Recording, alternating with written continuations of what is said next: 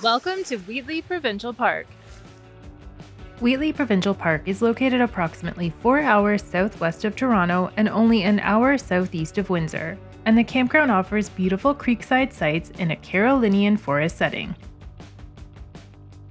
In this video, we're going to be spending the long weekend here and taking you around the park to show you what it's like. Plus, we'll be venturing out to local nearby attractions, so stay tuned to see what we get up to. When we arrived, we noted that there were 2 filling stations, one at the main gate by the gatehouse and one over by the dump station, which is the one we ended up using. Then we headed over to our site to get situated. I enjoyed some of the air conditioning, and we finished setting up the trailer and the site. We are in the Middle Creek Campground, and we are on site 174, which is the last site in this campground. It is an electrical site, and I'm going to give you a quick tour because it's actually pretty nice, although it is right across from the garbage and recycling station. However, it doesn't really stink, so we don't actually mind it that much, and it's pretty convenient when we want to go put our recycling or trash away. So the site is actually pretty big. However, there are 2 tree obstacles that may trip you up if you're on this site, because this one where we parked, we can't open our awning, so that's on us. We should have pulled forward a little bit. And then there's one right when you're coming into the site that may impact how you back in or pull in. But if you're intense, it probably doesn't matter. And the electrical post is right here, and we don't have to share it.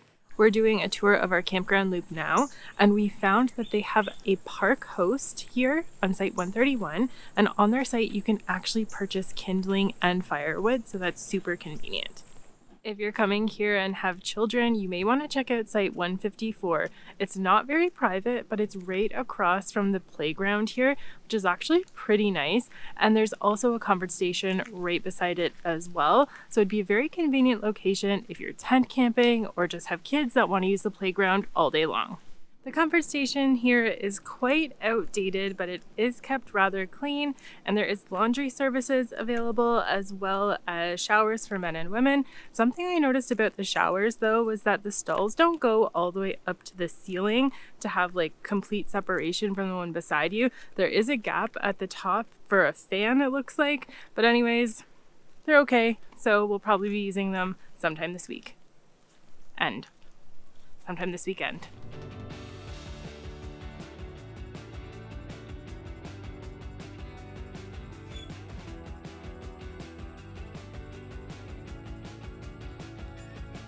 That was a surprise. I thought they were vaults. As we're walking through the campground, we have seen numerous really great waterfront sites. Most of them aren't super private, but they do have excellent views and even access to the water, and we've noticed that there are both electric and non-electric options available. Site 200 is in a very close location to the bridge. I think if you're on that site, you're going to get a lot of foot traffic for people just walking across the bridge.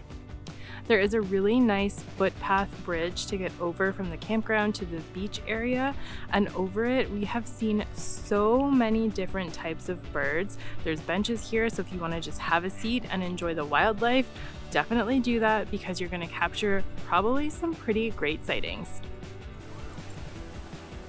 I'm not sure if there's more beach areas around this part of the park, but the one that we just saw, I would probably rate it like a 3 out of 10 just because you do have to go down a bit of a slope to get there, and then there's not a really wide beach area, so maybe the water levels are high and it could be bigger on a normal occasion, but it was quite narrow, not necessarily ideal beach conditions. However, I will add that the path to get to the beach is actually quite leisurely. The footbridge is really nice and great scenery, and you could easily bring a wagon or stroller with you if you have some beach gear. There's a trail that goes along the waterfront here behind some of the campsites, and it gives you really great access to the water if you want a bird site, see if you can spot some turtles, and we have seen quite a few turtles now, as well as some beautiful birds out there hunting for fish. So I would give this trail a big thumbs up for wildlife. And there are even some docks you can get to from this trail so that you can get even closer to the water. If you wanted to walk down a canoe or a kayak, you could do it here, although it might be tricky to get into your kayak off these docks because they are a little bit high. And we've seen so many cool birds and turtles down here. And it's actually quite a short distance from the boat launch parking lot area down to the docks. So if you are carrying your gear, it's not that far. All right, so we are now just getting ready to go head into town and see what we can find. We are looking for a brewery and somewhere we can eat lunch, maybe at the same place. Time will tell. The park store here has firewood and ice, but they're actually out of ice this weekend. And there's a bunch of different essentials inside, plus some merchandise and souvenirs you can buy as well.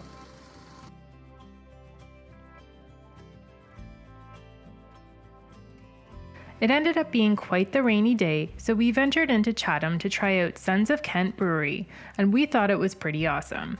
They had a great menu with a good variety, and there were some interesting beers on tap. We sat here for a bit, enjoying our flights, food, and not being in the rain. Afterward, we did a full tour of the park. Wheatley has 4 campgrounds and over 200 sites to choose from. Boozy Creek, which is non-electric, Highlands, which is a combination of electric and non-electric sites, Middle Creek, which is fully electrical sites, and Two Creeks, which is all non-electric, with the exception of just one site. There are 3 comfort stations with showers and flush toilets. The ones between Highlands, Middle Creek, and Two Creeks also had laundry facilities, and the one in Highlands was the newest but still a little rough around the edges.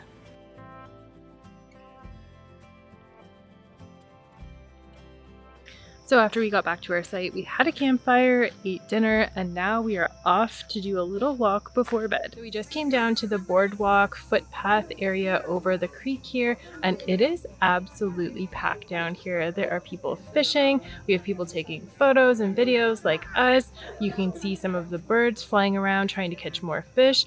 And it's just a really happening place down here. So if you are here, come down in the evening, try and catch a sunset. It's a beautiful spot. The creek offered fishing opportunities for bottom feeders, catfish, and carp from what we heard from park staff. And Lake Erie also provides great fishing opportunities for smelt, perch, pickerel, and rainbow trout. Good morning. We have eaten breakfast, showered, and we are ready to go out and explore. We're going to go into Kingsville because we have been there a few years ago and know that it's a really cute area, and they have some new breweries that have popped up. So we're gonna go check those out. So we came down to the day use area so that we could get a different perspective on the beach. There is a path, but looks like you used to be able to drive on it and you cannot anymore. So you do need to park back at the dumping station if you are bringing your vehicle down, and there is limited parking there. But let's go take a look at the beach. Compared to the beach that we saw yesterday, this one is much nicer. It's still kind of steep to get down to it, but there is much more beach area actually. The water's calmer, so I think it may have just been because we had a lot of rain the other day that the water was rough. But I would actually give this beach probably like a 7 out of 10. It's pretty nice, and I would spend an afternoon here. So it does look like there is some parking along the side of the road down toward the beach area.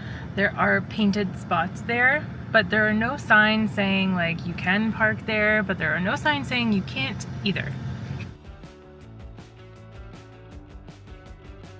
We are at Pelee Island Winery right now doing a tasting, and when I say we, I'm doing the tasting and Alan is driving me. He's probably gonna have a couple sips, but this is mostly for me. Cheers!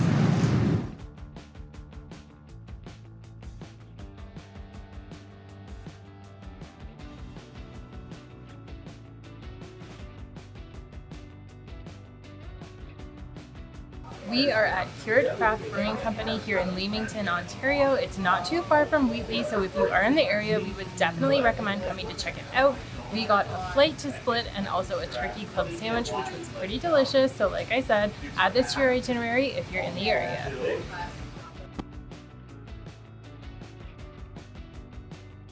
All right, we have made it back to our site, and we are just gonna keep it pretty low-key this afternoon. We went to Kingsville and Leamington, went to some craft breweries, a winery, did some sightseeing. It's really pretty in both of those towns, so if you are looking to get off of the park property and explore some nearby areas, definitely check those out. Now I have my book and I'm just gonna sit here and relax. We have both Rogers and Bell and had great cell signal throughout the entire park. It was so good that Alan was able to upload his daily YouTube videos with no issue, and email and social media was pretty quick to load. It's a new day, and that means it's time to go explore some new attractions that we haven't seen yet. And then we hear there's some good fish and chips in the area, so we're going to be on the hunt for that too. So we are at Goose Brewing Company, and we both got a flight. I have a Kick a Ginger beer, which is my last one here, and I'm going to give it a try. I'm not going to kick Alan. Ooh, that's actually quite delicious. And Alan likes his flight too, so we're going to enjoy this and then go explore Kingsville. The beer here is good, the vibe here is good, and I'd recommend showing up. Kingsville is a really cute town with different shops, restaurants, and bars to explore, so definitely check it out if you want to get out of the park. So we just went to Joe Hot and Cold to get some iced coffees after we went to the brewery. We stayed here a couple of years ago when it was actually a brewery attached to the Grove Hotel, and now it's a coffee spot, and we would definitely recommend you checking it out if you're in the area. And if you're looking for a hotel, we really enjoyed our stay at Grove Hotel when we were here a few years ago. Now we are going to carry on and find our next attraction. Taylor's Fish and Chips is located not too far out of the park, and we just went there for a late lunch. We split a 5-piece white perch dinner. The perch didn't have a skin on it when it was deep fried, so it was extra good in my opinion, because we're not big on seafood and fish, so we definitely don't like to try the skin on fish, but maybe you like that, and if you do, they do have options here like the yellow perch dinners. Anyways, I thought it was really delicious. It had a nice golden crust with a little bit of spice, and they had some different sauces for dipping, which I also love, and overall I would give it a thumbs up. Yeah, for me, I don't like seafood, and this was a thumbs up for me. The fish was fresh, it was nice and flaky, and the seasoning on the breading was very good. But overall, his favorite part of the dinner was the sweet roll. And a good thing to note if you are going to Taylor's Fish and Chips is that it is a cash-only establishment, so make sure that you have some cash on hand. Our dinner for the 5-piece white perch was $17.50, and that included getting a bottle of water. In our exploration, we didn't see signage indicating a specific beach area for dogs, but we also didn't see any signs saying dogs weren't permitted on the beach. When I checked the park website, it doesn't even mention swimming as an activity for this park. We walked much further down the beach, and there is a nicer beach area that's much wider, less populated, and we even found some shade. So thank you to Garth, who we ran into the other day, who told us to head to the end. We even found some shade for Alan, so he is pretty happy about that, and now I'm pretty sweaty, so I'm getting in the water.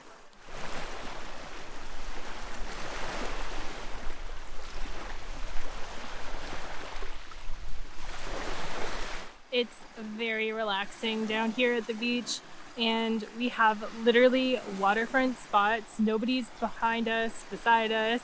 It's like we have this slice of beach all to ourselves. So I do really like that about this beach. I would probably increase my rating from earlier. I think I said like a 2 or 3 out of 10 from that section of the beach. I would probably rate this beach like a 7 out of 10, maybe 8. We are in for the night. This is our final night of this camping trip in our new camper. I don't actually think I mentioned it earlier, so yep, we are in a new camper. We are loving it so far, and I'm going to do a full inside camper tour probably in one of my upcoming videos to give you a look inside. But for now, we're actually just gonna sit inside, enjoy our AC because it is a hot one out there, and the deer flies or horse flies, I'm not really sure, they are coming after us out there. So we're kind of done with the outside right now.